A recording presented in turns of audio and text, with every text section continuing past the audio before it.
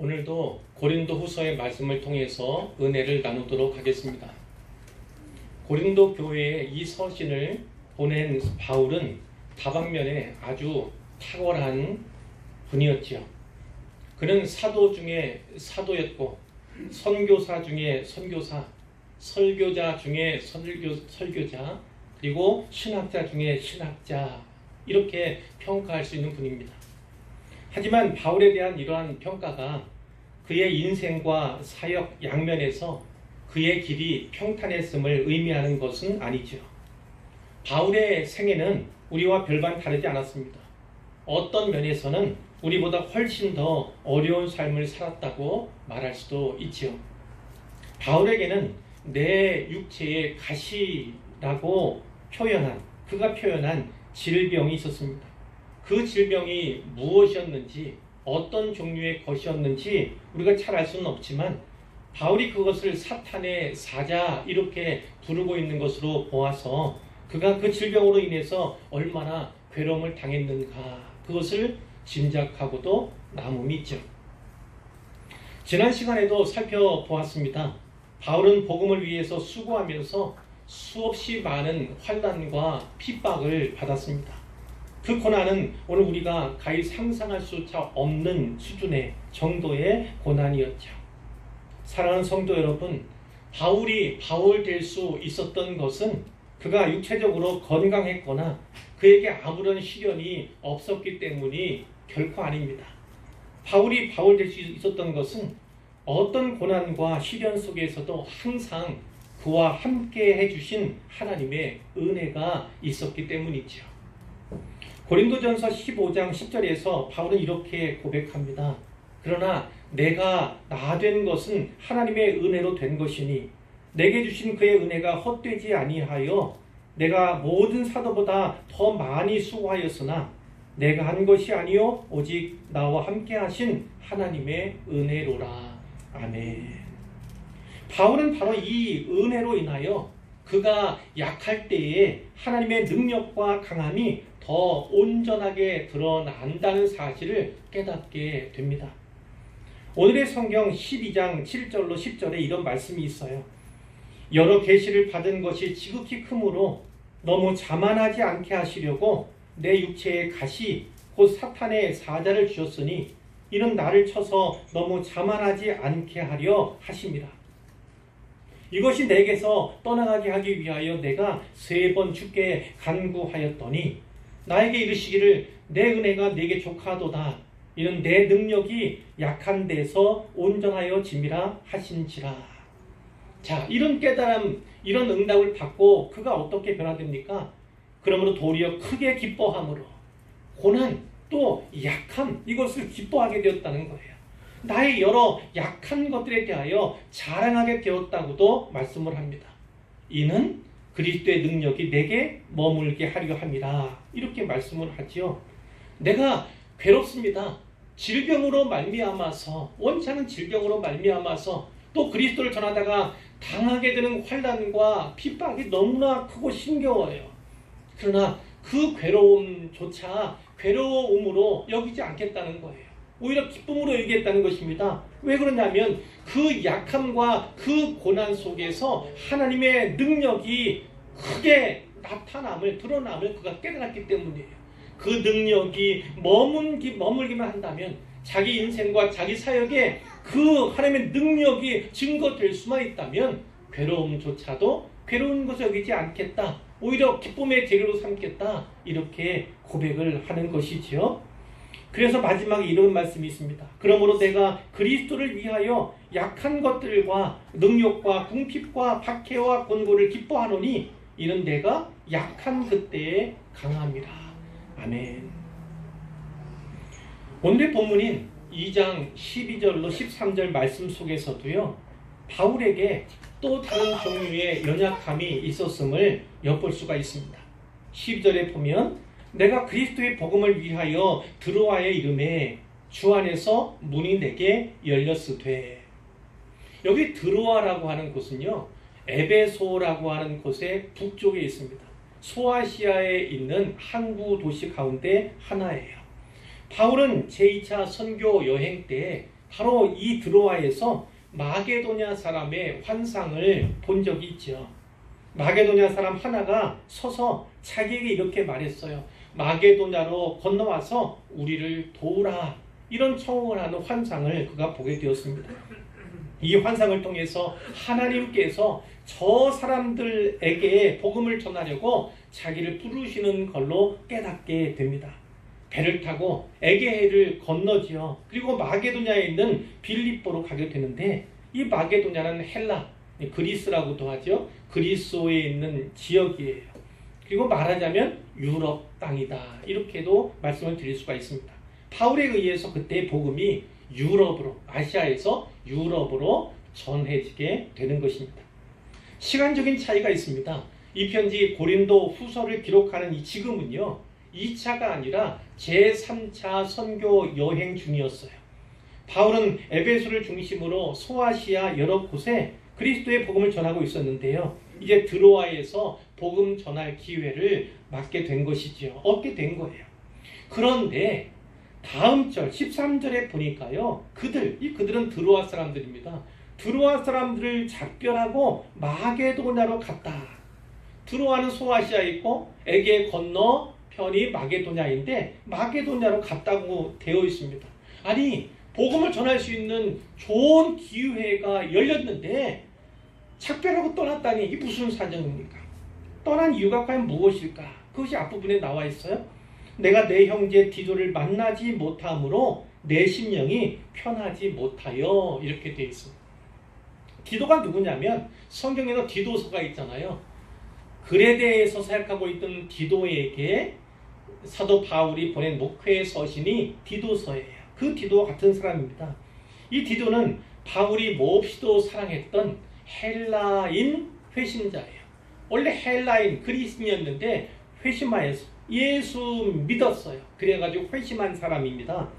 바울은 디도서 1장 4절에서 그를 참 아들 이렇게 불러요.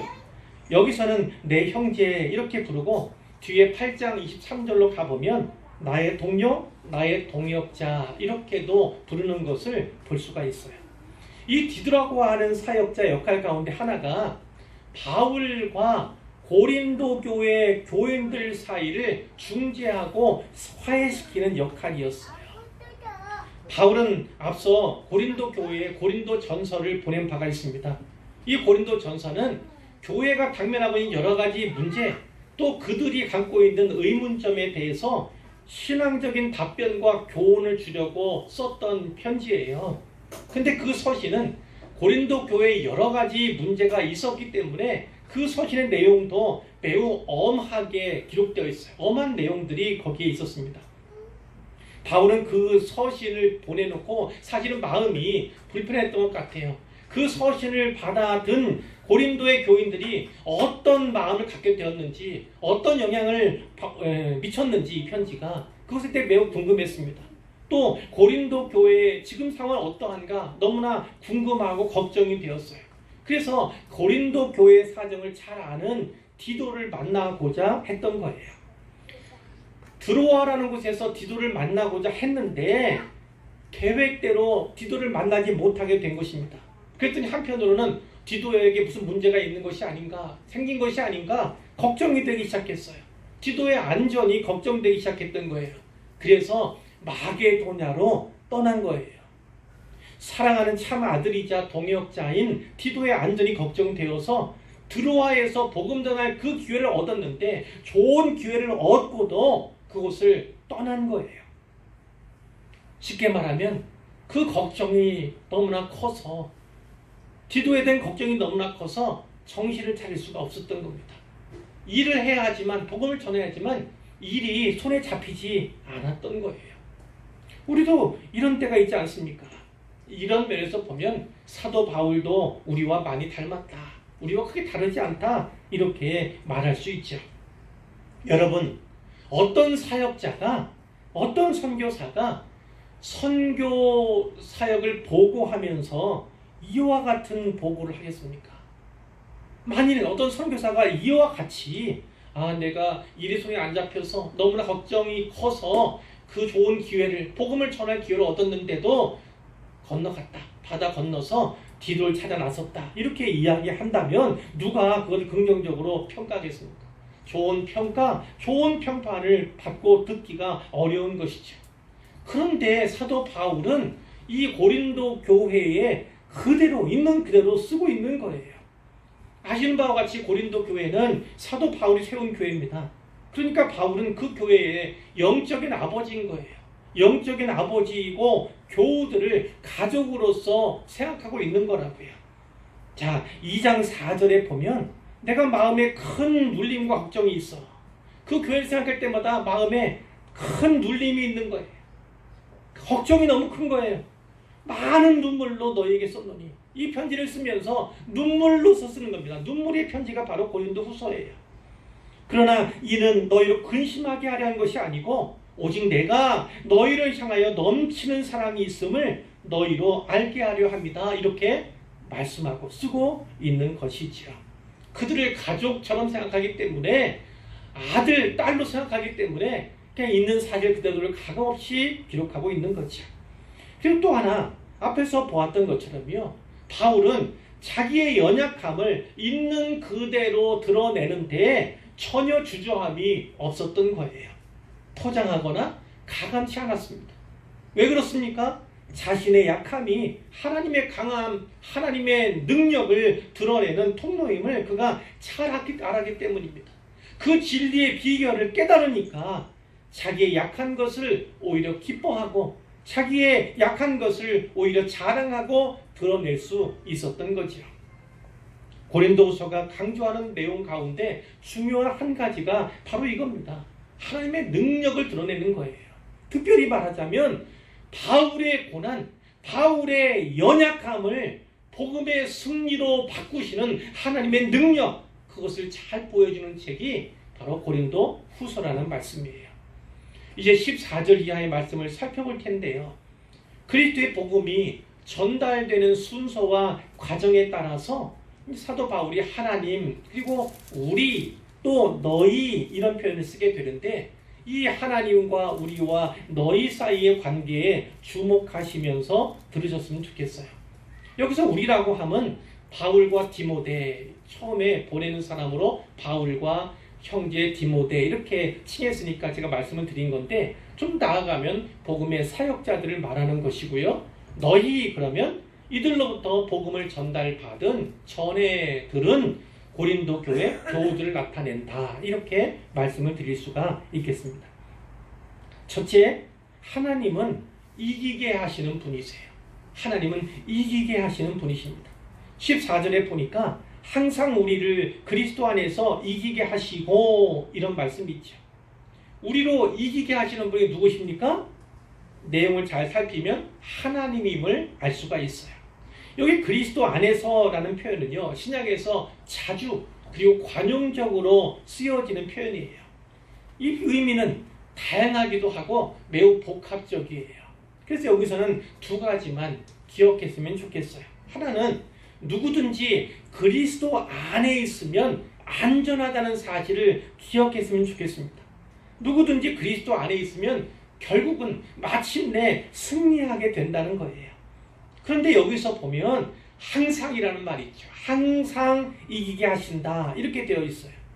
이 땅에 사는 동안에도, 사역을 하는 동안에도 어떤 환난이나 핍박 가운데서도 우리를 지키시고 우리를 이기게 하시는 하나님이 바로 우리 하나님이심을 꼭 기억하시기를 바랍니다. 내게 있는 육체적 혹은 정신적, 영적인 연약함이 장애가 되지 않습니다. 복음을 전하는데 장애가 된다는 생각은 하지 마시기를 바라요. 중요한 것은 내게 진짜 그리스도의 복음이 있는가, 내가 진짜 그리스도 안에 있는가, 단 하나의 사실뿐이에요. 그것만이 중요한 거죠. 그리고 하나님은 우리를 그리스도 안에서 이기게 하신다는 사실도 붙잡으셨으면 좋겠어요. 그리스도 안에서 이기게 하신다. 자, 이 말씀이 영어 성경 NIV에는 이렇게 되어 있습니다. 그리스도 안에서 항상 우리를 승리의 행렬로 이끄시는 하나님, 이런 표현으로 되어 있어요.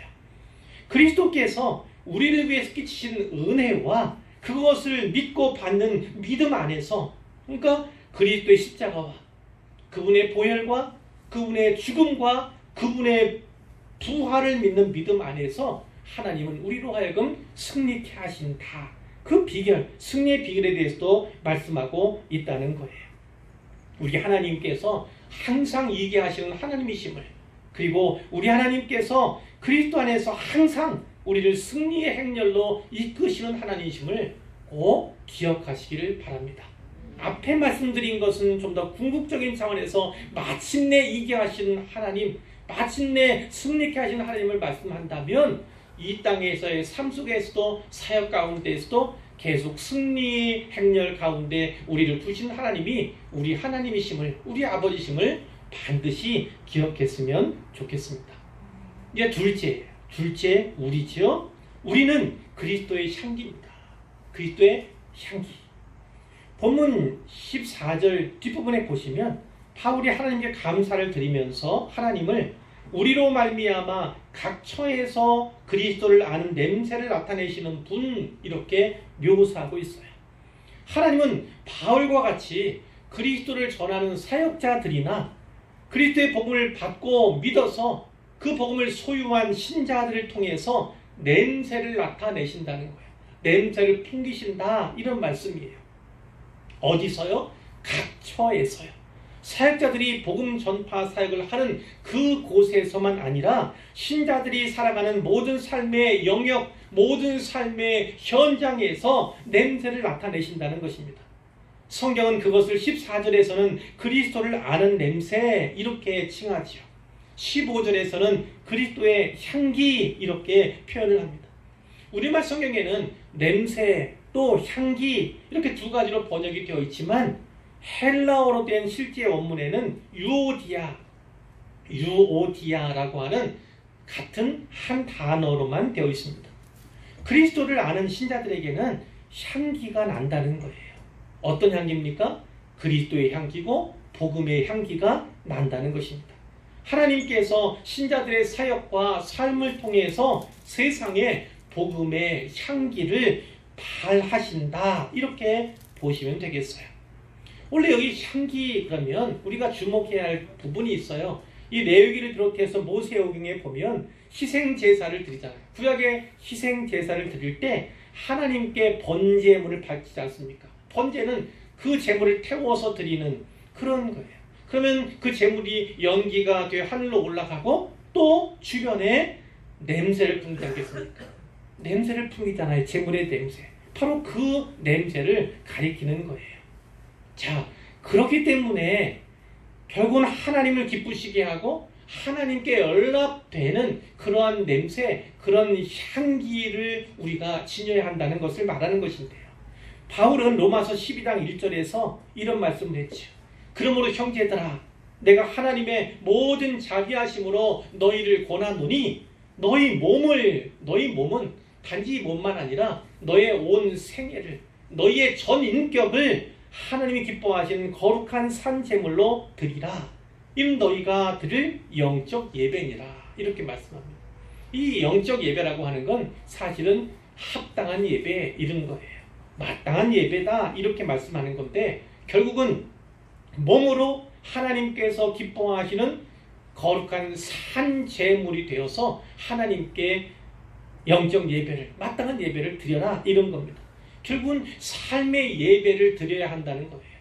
우리가 우리의 몸을 스스로 하나님께 드려야 한다. 산 제물로 드려야 한다. 우리는, 신자는 성도는 살아있잖아요. 구약 제사의 희생 제물과 같이 죽은 상태로 드려지는 것이 아니라 우리는 살아있어요. 살아있으면서도 우리의 삶을 하나님께 제물로 드려야 한다는 거예요.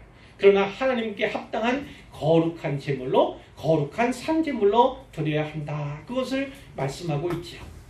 잠언 21장 3절에도 이런 말씀이 있습니다. 공의와 정의를 행하는 것은 제사 드리는 것보다 여호와께서 기쁘게 여기시느니라, 이런 말씀이 있어요.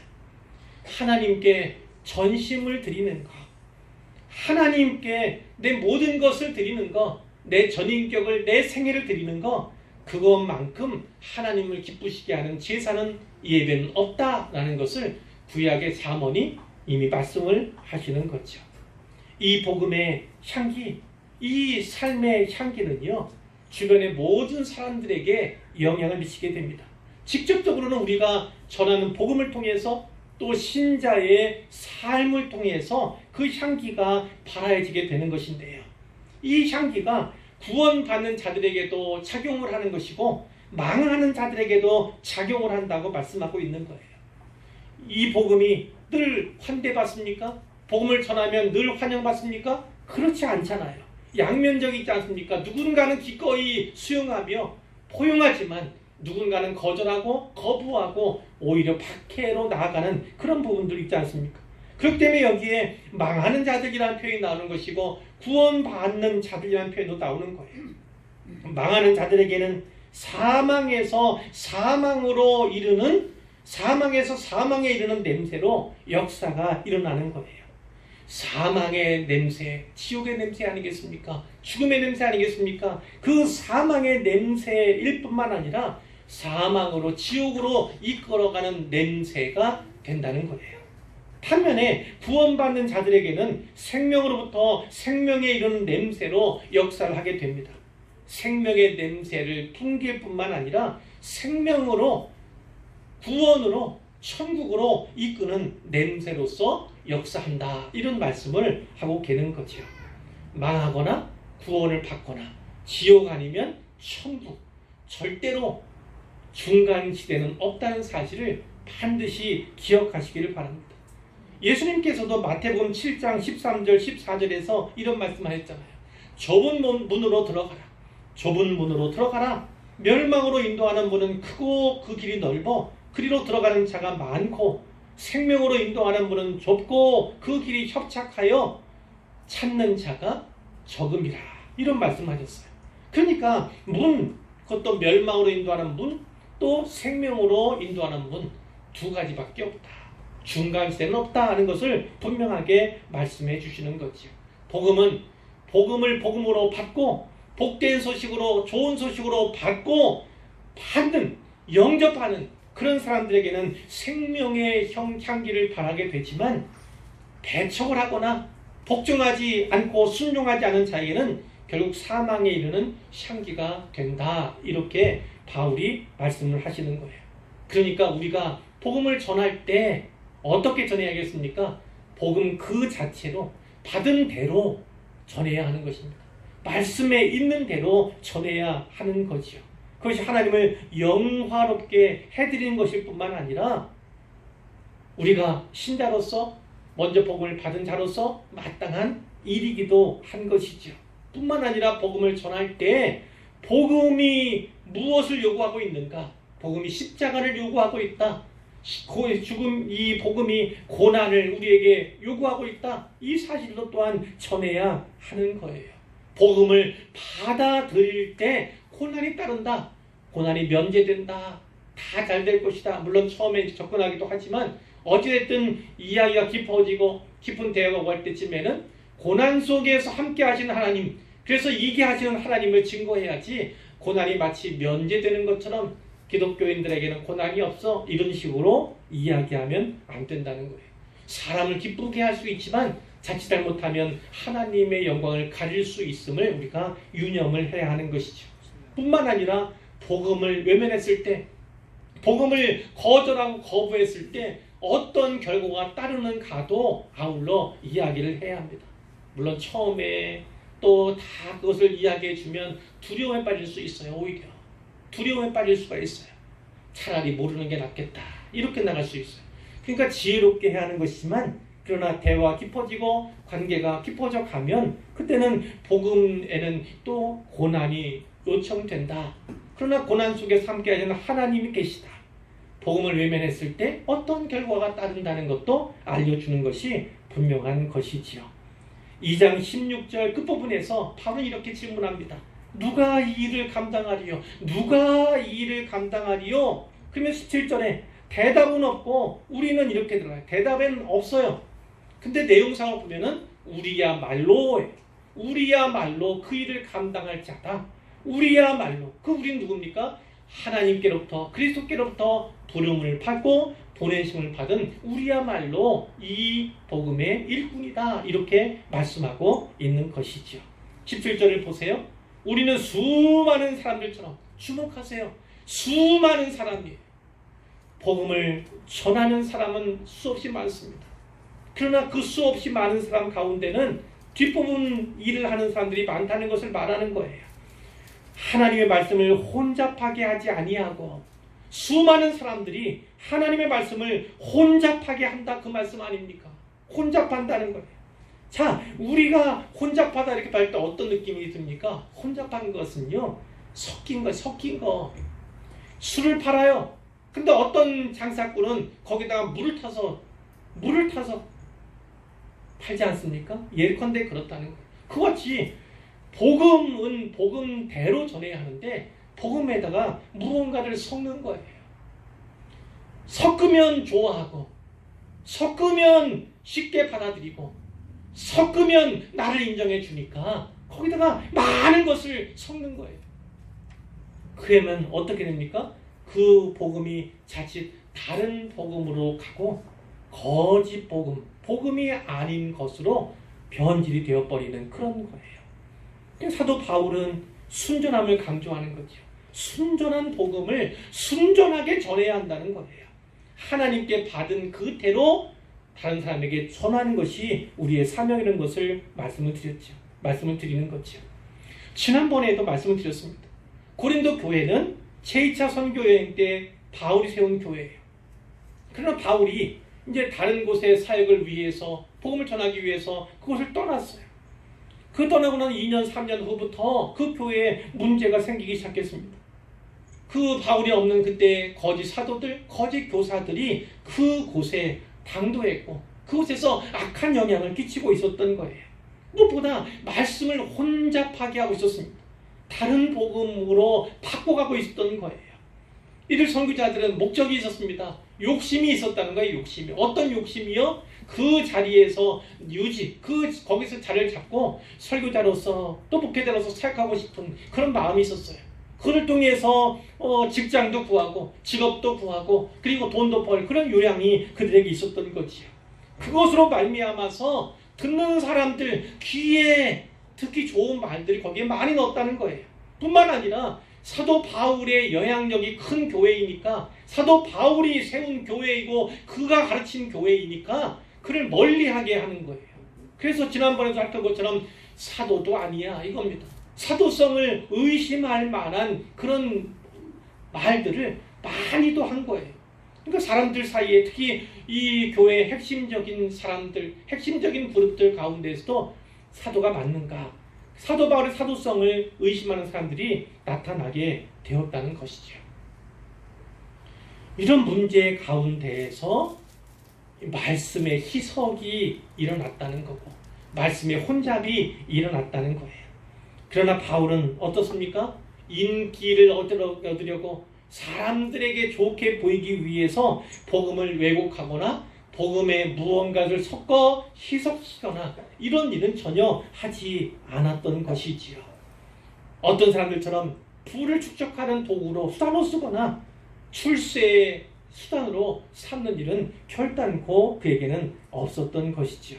오직 순전한 복음만을 원했고 전했고 그리고 순전한 복음을 통해서 순전한 신자, 순전한 일꾼들이 세워지기를 그가 원했던 것이지요. 자, 아가 2장 2절에 보면 이런 말씀이 있습니다. 여자들 중에 내 사랑은 가시나무 가운데 백합화 같도다. 이런 말씀이 있어요. 이 아가가 솔로몬과 술람미 여인의 사랑 이야기 아닙니까? 그것을 통해서 하나님과 그리스도와 우리의 사랑에 대해서 표현한 것이 그것이 바로 아가인데요. 이 아가 가운데 솔로몬이 그 여인을 향해서 부른 노래 부분에 이른 것이 지금 여자들 중에 내 사랑은 가시나무 가운데 백합화 같도다 이렇게 표현한 거예요. 자, 가시나무 가운데 백합화가 무엇입니까? 가시나무 가운데 백합화. 백합은 아시다시피 향기가 엄청나잖아요. 아주 좋은 향기를 아주 많이 갖고 있는 꽃이 백합이잖아요. 그런데 주변이 다 가시가 있네요. 백합이 바람 불 때마다 그 가시에 찔리고 상합니다. 그러면 어떻게 돼요? 그 백합의 향기가 오히려 더 빛을 발하는 거예요. 더 많이, 더 풍성하게 더 가는 그런 거죠. 근데 가시나무 가운데 있는 백합화 그 입장을 보면 주변 사람들에게 이 백합화가 좋은 평가를 받는 것입니까? 아니요. 다른 사람들이 수군하는 입이나 혹은 못된 행동으로 말미암아 오히려 핍박받는 그런 위치 가운데 있는 거예요. 핍박 가운데 있는 그 위치지만 결국 솔로몬에게 내 사랑으로 일컬어진 여인은 이 여인밖에 없다는 거죠. 역시나 아무리 신자의 삶이 어렵고 힘들어요. 또 교회가 어렵고 힘듭니다. 그 고난 속에 있는 교회이지만 그리스도로부터 사랑을 받는 참 사랑을 받는 그 교회라면 그 신자라면 그것만큼 의미 있는 일이 없다는 것을 우리가 마음에 새겨야만 하는 것이지요. 가시나무에 상하고 가시나무에 찔리면 찔릴수록 향기를 더 만발하는 그 백합화와 같이 고난당하는 성도, 고난당하는 교회는 의미가 있다는 것입니다. 교회에 성도에게 고난이 없다면 이 향기를 더 진하게, 더 만발하게 이렇게 풍기는 역사 또한 없다, 적다 이렇게 보시면 되겠습니다. 이제 셋째로 너희에 대한 메시지예요. 너희는 우리의 편지, 그리스도의 편지 이렇게 말씀을 하고 있어요.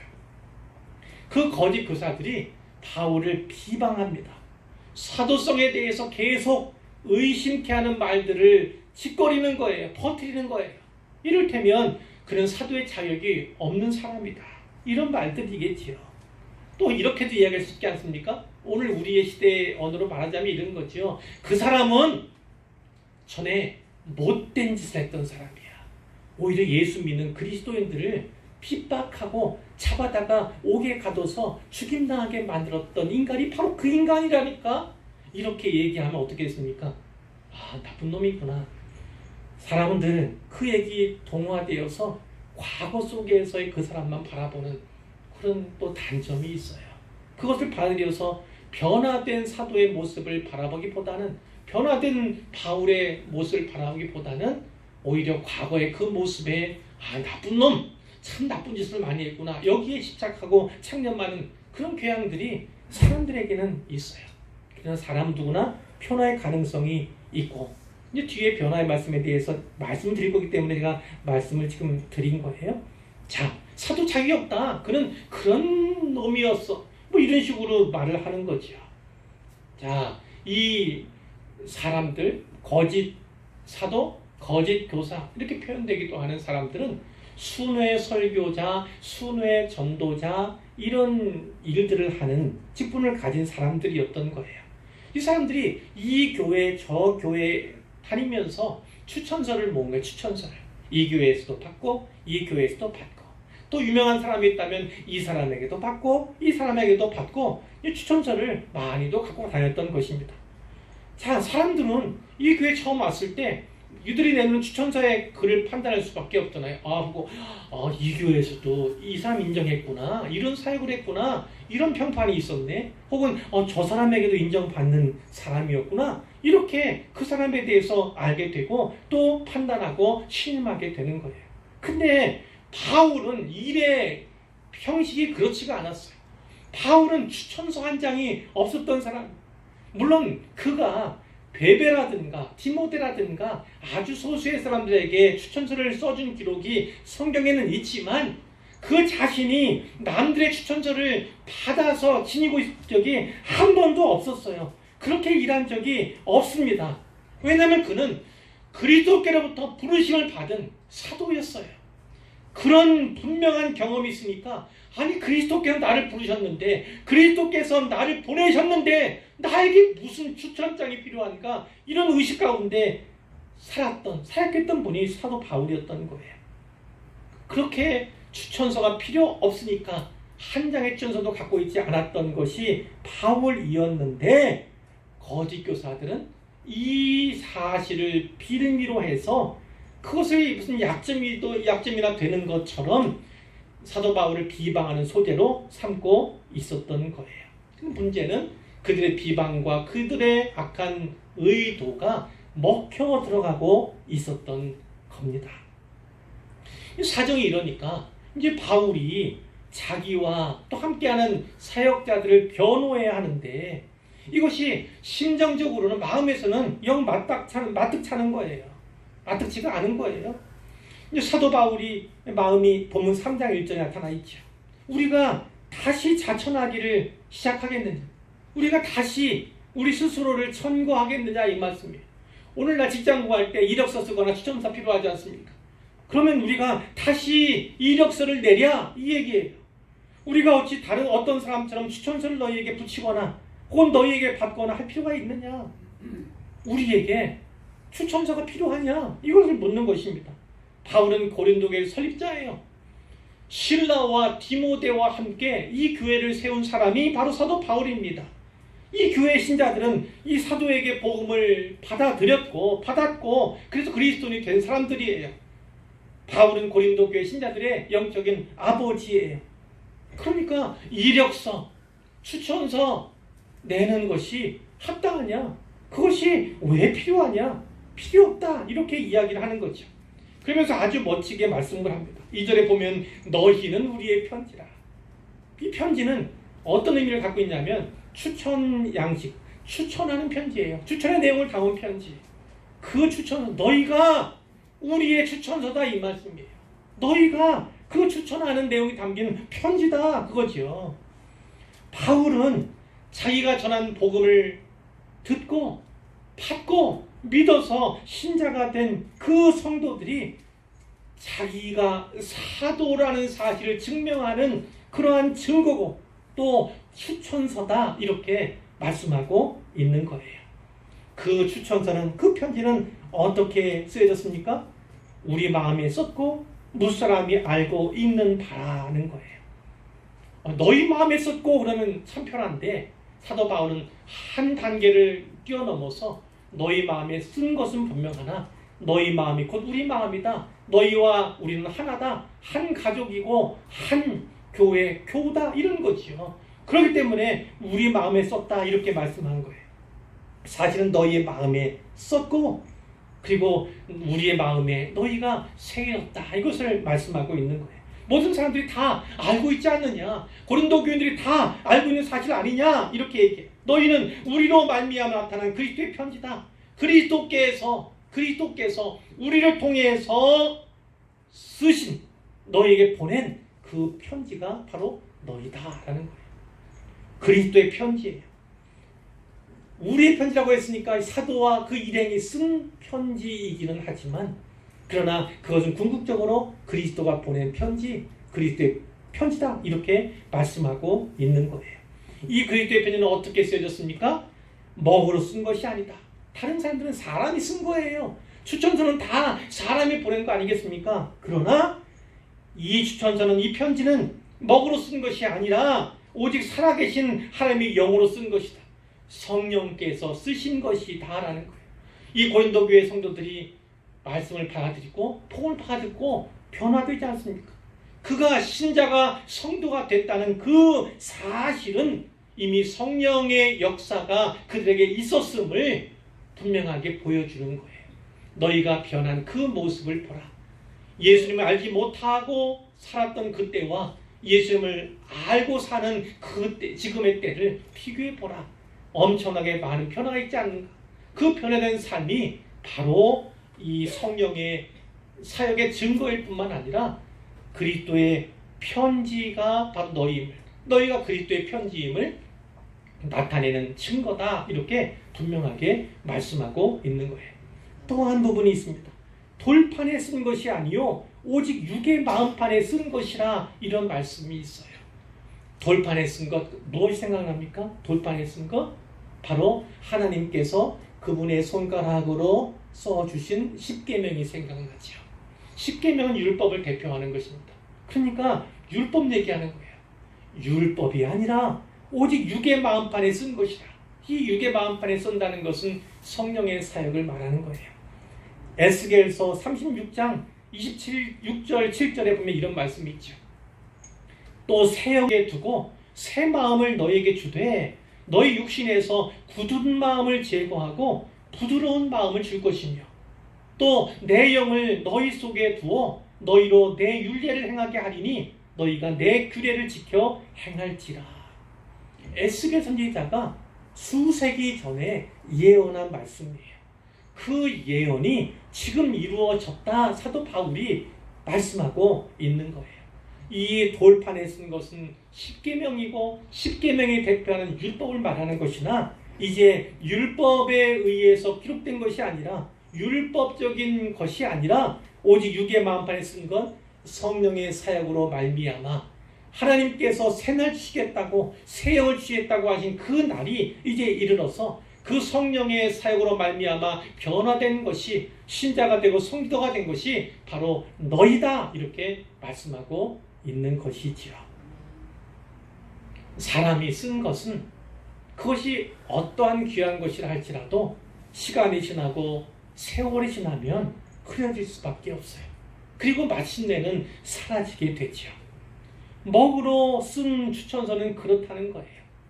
그러나 성령께서 쓰신 편지, 성령께서 그의 사역으로 말미암아 남겨두신 증거들은요 영원하다는 것입니다. 이 땅에서 세상 끝날까지 영원할 뿐만 아니라 하늘나라에 가서 천국에 들어가서도 영원한 것이 성령께서 우리의 마음판에 쓰여주신 그 편지다 이렇게 말씀하고 있는 것이죠. 자, 이 말씀 나누었는데 이 말씀을 통해서 좀 더 살펴보고 말씀을 맺으려고 합니다. 오늘 부분에서 보았던 것처럼 그리스도의 복음은 하나님을 통해서 우리라고 하는 복음의 일꾼들을 통해서 너희라고 하는 무사람들에게 전해졌습니다. 오늘 이 자리에 있는 우리들은요 다 누군가에게는 너희 이렇게 불려지는 사람들이죠. 하나님께로부터 처음 복음을 받은 당사자들이 아니기 때문입니다. 누군가로부터 복음을 전해 듣고 예수 믿어 신자가 된 그리고 때로는 사역자가 된 사람들이 바로 우리이기 때문에 그런 거지요. 지금은 우리가 너희 범주에 있는 사람들이라 할지라도 장차 우리가 되어야 할 줄로 믿습니다. 그러니까 우리든 너희든 다 그리스도의 향기가 되고 그리스도의 편지임을 분명하게 인식하고 있어야 하는 것이죠. 열매가 있어야 합니다. 열매. 어떤 열매입니까? 그리스도께서 우리에게 복음을 받게 하시고 믿게 하신 바 거기에 따른 열매가 있어야 한다는 거죠. 열매를 통해서 그 나무를 안다 성경의 말씀도 하고 있는데요. 결국은 우리가 어떤 나무인가는 우리 열매를 통해서 알게 되는데 그 열매가 우리가 어떤 신자이며 어떤 사역자인가를 분명하게 보여준다는 것입니다. 예수 믿는 사람들에게는 그리스도의 향기가 있습니다. 우리가 의식하든 의식하지 못하든 간에 향기를 바라고 있습니다. 그 향기를 통해서 어떤 사람은 우리에게서 복음을 발견합니다. 그리고 어떤 사람은 우리를 포용하고 우리를 수용하지만 어떤 사람은 우리를 거절하고 또 핍박할 수도 있는 것이죠. 우리는 어찌하든 간에 그리스도의 또 대리인이고 또 복음의 대리인으로 서게 되는 것입니다.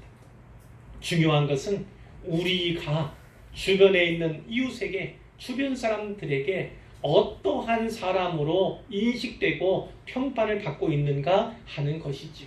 내가 그리스도인임을 그가 아는데 내 삶의 모습이 그리스도인답지 않다면 그는 나를 통해서 교회를 바라보게 되고 또 그리스도를 바라보게 될 것입니다. 온 기독교를 바라보게 될 것이죠. 그러면 그것은 약한 영향, 좋지 않은 영향을 그에게 끼치게 되는 거예요.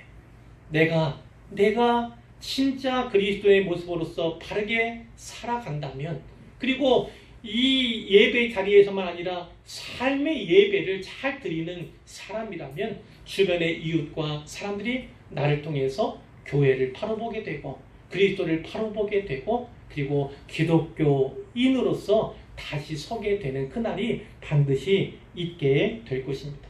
뿐만 아니라 우리는 그리스도의 편지입니다. 그리스도의 편지, 추천서예요. 추천서. 사람들은 나를 통해서 또 교회를 보고 그리스도를 보게 될 것입니다. 원리는 이치는 동일한 것이지요. 제가 이 말씀 준비하면서 언젠가 열린음악회에서 장애인의 날에 방송했던 그것을 2차례 보았어요. 거기에 이름은 잘 기억하지 않지만 유명한 그 복음송 가수는 아니고 그 뮤지컬 배우예요. 그분이 이 송명희 시인 아시죠? 휠체어에 탄 뇌성마비 환자 송명희 시인 모시고 잠깐의 대화를 한 다음에 공평하신 하나님이라고 하는 그 송명희 시인의 시에 맞추어서 우리가 부르는 나 가진 재물 없으나 그것을 부르는 아이들과 함께 그 장면을 보고 두 번이나 또 많이 울었습니다. 그 뇌성마비 환자가 한마디 할 때 몸을 그냥 아시잖아요. 몸을 비틀고 꼬고 그러면서 또 제대로 된 표현이 나오지 않습니다. 밑에 자막으로 또 아나운서가 옆에서 이렇게 대신 해주어야만 알아들을 수 있는 그런 부분들도 없잖아 있는데 그가 뭐라고 고백합니까? 나 가진 재물 없으나 나 남이 가진 지식 없으나 나 남에게 있는 건강 있지 않으나 나 남이 없는 것 있으니 나 가진 재물 없으나 나 남이 가진 지식 없으나 나 남에게 있는 건강 있지 않으나 나 남이 없는 것 있으니 나 남이 못 본 것을 보았고 나 남이 듣지 못한 음성 들었고 나 남이 받지 못한 사랑 받았고 나 남이 모르는 것 깨달은데 그의 깨달음이 바로 여기 있지 않습니까? 하나님은 공평하시다는 거예요. 뇌성마비 환자가 어찌 하나님 공평하시다 이렇게 말씀할 수 있습니다. 뇌성마비 환자이기 때문에 가진 것이 없고 할 수 있는 것이 너무나 적기 때문에 하나님을 다르게 보게 된 거예요. 내가 가진 것은 없고 재물도 없고 지식도 없고 건강도 없지만 다른 사람들이 보지 못하는 것을 자기는 받고 듣지 못하는 음성을 자기는 들었고 받지 못한 사랑, 다른 사람들은 알지 못하는 큰 사랑을 하나님께로부터 주님께로부터 받았음을 그가 깨닫게 된 거예요. 나는 비록 뇌성마비 환자이지만 장애인 중에 장애인이지만 하나님은 공평하시다. 그렇게 그가 고백하게 된 거예요. 일본에도 이러한 분이 있었어요. 미우라 아야코라고 하는 유명한 빙점의 저자이지요. 이 빙점의 저자인 미우라 아야코 여사도 소천한 분인데 이 일본엔 믿음의 사람이 적잖아요. 믿음에 아주 좋은 분이 이분이었어요. 이분도 일종의 종합병원이었어요. 병이란 병은 온갖 병으로 말미암아 참으로 힘겹고 괴로운 그런 삶을 살아갔는데 그가 아프지 않으면이라고 하는 시를 썼습니다. 물론 길지만 짧게 앞부분만 말씀드리면 이런 내용이에요. 아프지 않으면 드리지 못할 기도가 있습니다. 아프지 않으면 믿지 못할 기적이 있습니다. 아프지 않으면 접근하지 못할 성소가 있고 아프지 않으면 우러러 뵙지 못할 거룩한 얼굴이 있습니다. 아프지 않으면 나는 인간일 수조차 없습니다. 이렇게 시작하는 시를 그가 썼습니다. 여러분, 아픔은요 축복의 통로일 수 있어요. 고통도 슬픔도 눈물도 괴로움도 축복의 통로일 수 있습니다. 하나님은 공평하신 분이에요. 공평하신 분. 내가 아파하고 내가 힘겨워하는 것이 다른 사람들에게 연약함으로 비춰지는 것이 싫을지라도 진짜 내 마음이 아, 나는 왜 이렇게 약하고 연약한가? 왜 내 인생에는 이렇게 괴롭고 눈물뿐인가? 이렇게 비춰지고 느껴진다 할지라도요. 하나님은 공평하신 하나님이라는 사실을 기억하시기를 바랍니다. 중요한 것은 내가 갖고 있는 그 장애, 내가 갖고 있는 그 고난, 내가 갖고 있는 그 마이너스라고 생각하는 그 요소들, 그것이 하나님께 사용되면 더욱더 하나님을 영화롭게 하고 하나님을 만나고 하나님을 더 크게 경험할 수 있는, 더 크게 하나님을 체험할 수 있는 그런 기회가 되고 통로가 된다는 사실을 꼭 기억했으면 좋겠어요. 하나님께서는 우리의 연약함을 통해서 그분의 강함을 드러내시는 분입니다. 내가 연약하다고 해서, 내게 약함이 있다고 해서, 내게 어떤 약점이 있다고 해서 그것만 바라보고 그것만 집착하고 주눅들고 할 것이 아니라 사도 바울과 같이 그 약함을 통해서, 그 고난을 통해서 영광을 나타내실, 영광 받으실 하나님, 그 하나님을 바라보시기 바랍니다. 그러면 내가 어떤 상황, 어떤 형편 가운데 살아간다 할지라도 그리스도의 향기, 그리스도의 편지로서 합당한 삶과 사역을 하게 될 것입니다. 이 말씀을 마음판에 잘 새기시기를 우리 주님의 이름으로 부탁드리고 또한 축복합니다.